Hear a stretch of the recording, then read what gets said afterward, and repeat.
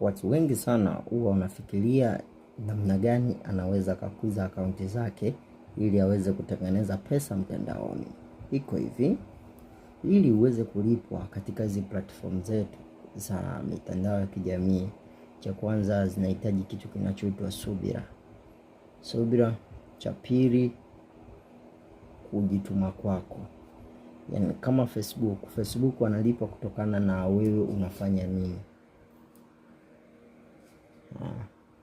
Hicho unachokifanya unamkazo nacho gani. Ndio maana wanaweka zile weekly challenge, kwa sababu ya kukukuza wewe kiakili, kuwa uone katika hii wiki natakiwa ni posti video, mfano video 7 picha 30. Hawana maana kuwa zile picha 30 ambazo wewe utaziposti Facebook ndio itakuwa mwisho. Yani ukisha posti zile 30 basi hapana.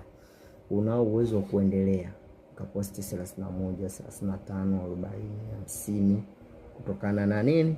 Na wewe mwenyewe na hizo picha ulizozipiga. Iko hivi, Facebook wanalipa kupitia content monetization.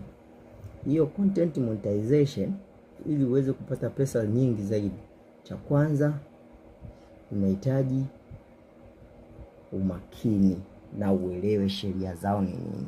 Endapo Facebook itagundua udanganyifu wa design yoyote katika akaunti zako au akaunti yako ya Facebook kuwa imedanganya, huenda umeboost viewers, yani umenunua viewers kupitia hizi app ambazo wanatangaza kuwa wanaongeza followers, viewers.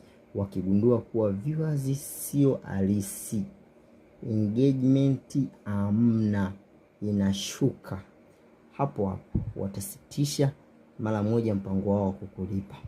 Kitakachofuata utakuwa unaona unafanya kazi kubwa, pesa hamna. Cha kufanya iko hivi, kubali kupata like 5 leo, comment 1, ili uje kuwa mkubwa zaidi mbele.